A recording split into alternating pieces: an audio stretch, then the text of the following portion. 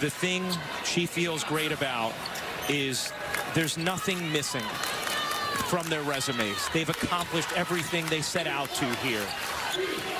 And she also knows they are prepared to make an impact at the next level. She said whatever role they have on a team, she knows they're going to go into a camp, and that coaching staff is going to say, I like their work and I like what they can bring. And that's the way Dawn Staley prepares her players. And she also said these women have grown into resilient young women who will never be taken advantage of in their life, and is as equally proud of that as anything she has helped them accomplish on the basketball court. And obviously today is not the day for South Carolina. This has been a brilliant performance from UConn, but you can't say enough about the program that Dawn Staley has built in Columbia. This is 5 straight Final Fours. They have won 3 championships over the last 9 years. They have won 2 of the last 4. And we know they're not going anywhere. They will be a premier power in college basketball for as long as Dawn Staley is at the helm. Edwards can't finish. Sarah Strong, 114 points in this NCAA tournament, the most by a freshman in Division I history. I think Diana Taurasi's baby Jokic comp is pretty spot on. As Gino Auriemma is going to take a timeout, get Caitlin Chen back in. KK Arnold will receive a nice hand.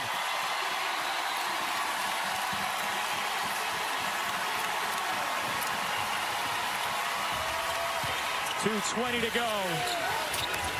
The Connecticut faithful behind their bench on their feet. Beckers one to shoot, off one leg. Can't drop it in. Rebound kicks. Had it taken by Shade. And UConn will run more clock. And Gino Auriemma was talking to us about that win in Columbia in mid-February. At that time, the question was, could UConn compete with the best in the country? They had lost to Tennessee. They had lost to USC. They had lost to Notre Dame. Beckers, not that time. And he expected to go in the locker room and see them really celebrating that win against the Gamecocks. Instead, he saw them totally businesslike. And he said, that gave me a good feeling for what was to come. Paige Beckers said it wasn't celebratory, it was motivating. It was the first example of what we really could be. And it's exactly what they have been over the last couple of months.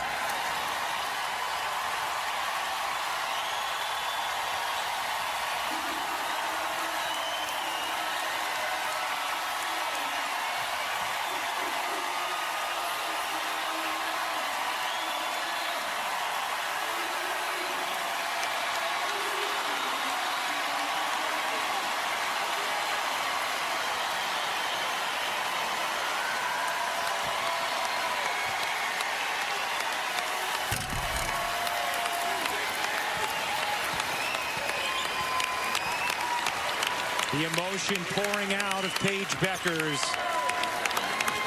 as she hugs the entire UConn coaching staff. We were talking to her yesterday about her relationship with Gino Auriemma. And she said it is definitely one of one. I'd say it's tough love, but I feel like I can talk to Gino about anything. I go into his office, we chat about golf or how to handle pressure, how to navigate social media, managing money. Said, yeah, he's sarcastic. Yes, he has that quick wit. But the reason the relationship is so special is because I'm willing to give it back to him.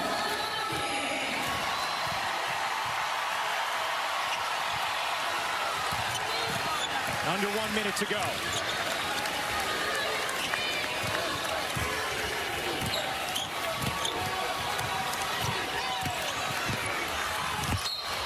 Edwards the block. 42 seconds remaining. And Connecticut will be the first Division I program to 12 titles, all with that man at the helm.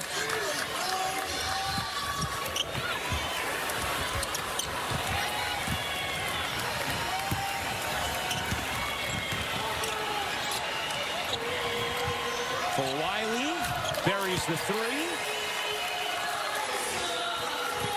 Just a slight differential game in shot clock here. So there'll have to be one more tiny possession as Connecticut gets ready to celebrate.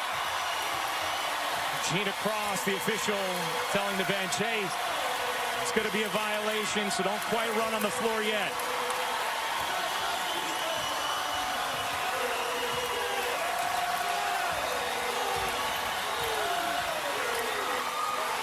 There's the violation.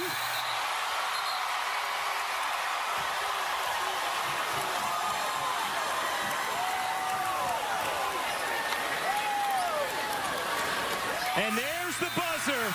It's an even dozen for Gino Auriemma and Connecticut. The final page in the book of Beckers is title number 12 for UConn.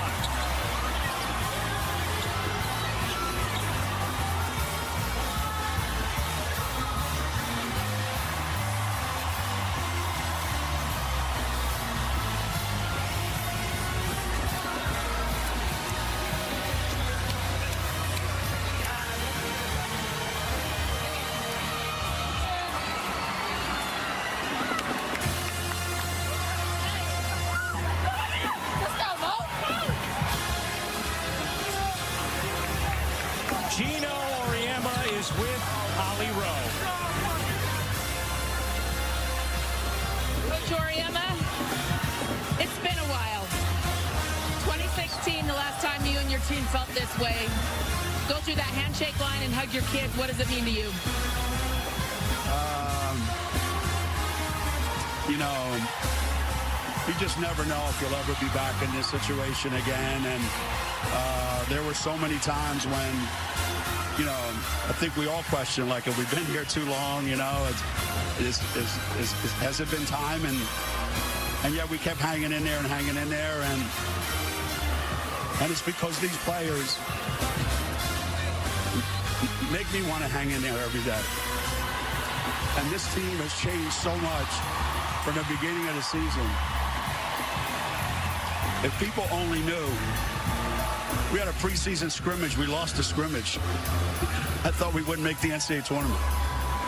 But this is, I mean, they've all been gratifying, don't get me wrong. But this one here, because of the way it came about and what's been involved, it's been a long time since I've been that emotional when a player has walked off the court. We saw that hug with Paige. All that she's been through, all that she's fought through. When you're in that hug, Coach, what are you saying to her? I love you. That's all I can say. I love you. As your players continue to celebrate, Paige has been there for a while. AZ was brilliant today, all she has had to fight through. And your freshman, Sarah Strong, your big three delivering. How do you describe the talent and the bright spot that you are in? Well, it's amazing to have three people like that on the same team. And Sarah, you would think Sarah was graduating the way she plays, right? But all three of them complement each other so well. They all have such unique skill sets. You know, about 2 months ago, this team fell in love with each other. At first, you know, they would play, and there was like, yeah, we like each other, and we like each other a lot, and we spend a lot of time together off the court and on the court. But I think after the Tennessee game, I think they fell in love with each other, with the process, with ourselves as a group, and they started liking their coaches. And I've never been happier than I've been the last couple of months coaching a team. Go enjoy that, Coach. Thank you. Thank you.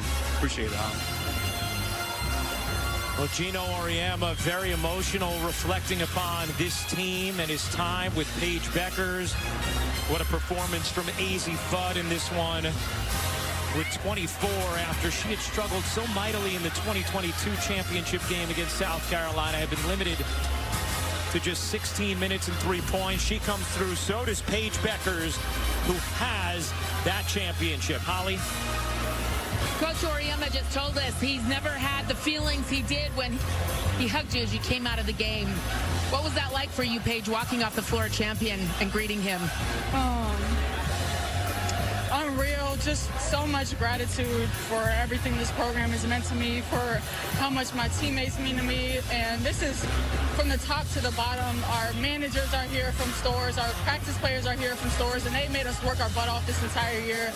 Our GAs, our managers, our assistant dobos, our masseuse, everybody. I can't even name all the people. Just everybody here takes a village just to do what we do here, and everybody's important to the team's success. And you see the 14 players and the coaching staff, but behind the scenes, there's so much work that goes into what we do, and there's just so much gratitude.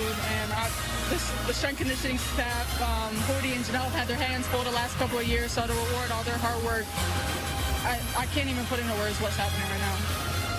You walk off the floor and Coach gives you a hug. I asked him what he said to you, and he said, "I love you."